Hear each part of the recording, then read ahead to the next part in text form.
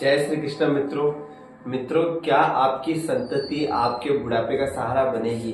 सामान्यतः यह प्रश्न कोई युवा होगा तो वो तो पूछेगा नहीं। किसी ने अपने माता पिता ने अपने बच्चे की कुंडली बताई है तो वो पूछेंगे कि क्या मेरी संतति मेरे बुढ़ापे का सहारा बनेगी? क्या मेरे संतान का सुख किस प्रकार से है जन्म कुंडली में? यह एक सामान्य प्रश्न है और जनरली लोगों से पूछा जाता है, लोगों द्वारा पूछा जाता है। ये एक जिज्ञासा है जो लोगों द्वारा पूछी जाती है। क्या हम जन्म कुंडली से जान सकते हैं? बिल्कुल जान सकते हैं, 100% जान सकते हैं। आप अगर युवा है तो भी आप अपनी कुंडली उठा के देखिए और जो मैं सूत्र बता रहा हूँ वो मिला के देखिए कि आपके भविष्य में आपकी संतति का किस प्रकार से आपके साथ संबंध रहने वाला है।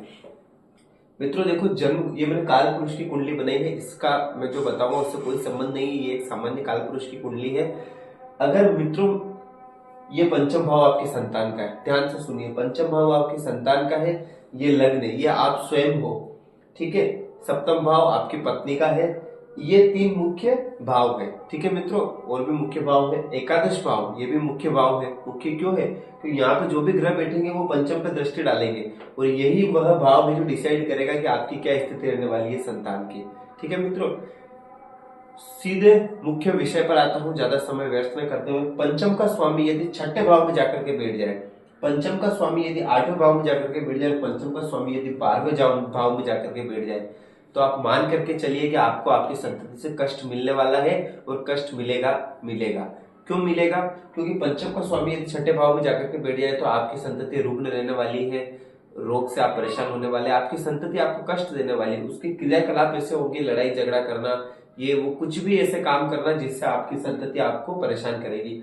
आठवें भाव में चले जाए तो आपकी संतति आपसे दूर जाके रहने लग जाएगी, आपसे विवाद करेगी, आपसे बातचीत नहीं करेगी, कहीं ना कहीं आपको कष्ट देने वाली होगी। और 12वें भाव में जाकर के बैठ जाए तो कहीं ना कहीं ये भी आपको परेशानी देने वाली होगी, आपकी संतति कहीं ना कहीं आपको कष्ट देने वाली होगी, कहीं ना कहीं आपको संतान सुख में बहुत कमी देखने को मिलेगी, संतान से आपको पीड़ा देखने, उसके क्रियाकलाप ऐसे होंगे कि आपको पीड़ा देखने को मिलेगी ही मिलेगी। अब मित्रों ये मान के चलिए पंचम भाव का स्वामी, देखो अगर मान लीजिए पंचम का स्वामी 12वें भाव में जाकर बैठा है और अगर मान लीजिए पंचमेश पर वहां पर बैठे पर शुभ ग्रह की दृष्टि पड़ रही है तो कहीं ना कहीं हो सकता है कि वह ये विदेश भाव है तो कहीं ना कहीं वो आपसे दूर चली जाए, लेकिन आपसे बातचीत करके और आपका ध्यान रखे रखे और आपके पैसे भिजवाने हो तो पैसे की जरूरत हो तो रुपए भी भिजवा सकती है। तो ये एक प्रकार से यहाँ पर देखा गया है, ठीक है मित्रों। जनरली सामान्यतः कुंडलियों में ये देखा गया है। अब अगर मान लीजिए पंचम का स्वामी, ठीक है, अगर आपके पंचम का स्वामी यदि मान लीजिए नवम भाग्य में भाव में जाके बैठ जाए, अति श्रेष्ठ। पंचम का स्वामी यदि मान लो दसम भाव में जाके बैठ जाए, अति श्रेष्ठ। यहाँ जाके बैठ जाए तो भी श्रेष्ठ, लग्न में जाकर बैठ जाए तो कहना ही नहीं, ये मान के चलिए तब तो सर्वश्रेष्ठ है, ठीक है। और यहाँ पर भी जाके बैठ जाए तो भी अच्छा ही कहूंगा, लेकिन अपने से 12वें भाव का संबंध है तो कहीं ना कहीं ये थोड़ा कष्ट देने वाली होगी, ठीक है मित्र। तो ये मैंने आपको बता दिया। अब मान लीजिए कि सप्तम का स्वामी यदि पंचम में आकर बैठ जाए तो कहीं ना कहीं ये संतान उत्पत्ति में समस्या देखा गया है, ये एक सामान्य रूप से देखा गया है। पंचम भाव पर यदि पाप ग्रह की दृष्टि, पाप ग्रह कौन कौन से है? सूर्य है, क्रूर ग्रह मानते लेकिन पाप ग्रह बोल सकते हो कि ये संबंध विच्छेद करने वाले ग्रह है। सूर्य आ गए, मंगल आ गया, शनि और राहु। केतु का मैं नाम नहीं ले रहा हूं, केतु की भी गणना इसी में है। तो अगर इन कहीं से भी अगर इनकी दृष्टि पंचम भाव पर पड़ जाए तो आप मान करके चलिए कहीं ना कहीं आपके संतान से ये विच्छेद करने वाले होंगे, संतान सुख में ये कमी लाने वाले ग्रह होंगे। पंचम भाव में अगर गुरु अकेले बैठ जाए तो ये भी कहीं ना कहीं आपको संतान सुख से विच्छेद करेंगे। क्यों विच्छेद करेंगे? क्योंकि गुरु भावपति भाव कारक, भावपति लेकिन भाव और भाव कारक दोनों यहाँ और कहीं से पाप ग्रह की दृष्टि पड़ जाए तो समझ लेना बहुत ही काम बेकार हो गया, ठीक है मित्रों। ये आप मान करके चलिए। अब अगर पंचम भाव का स्वामी द्वितीय भाव में जाकर बैठ जाए तो भी उसको अच्छा नहीं माना गया, कहीं ना कहीं ये भी परेशानी देने वाला माना गया। तृतीय भाव में जाकर जाए पराक्रम भाव में तो इसको अच्छा माना गया है, ठीक है मित्रों।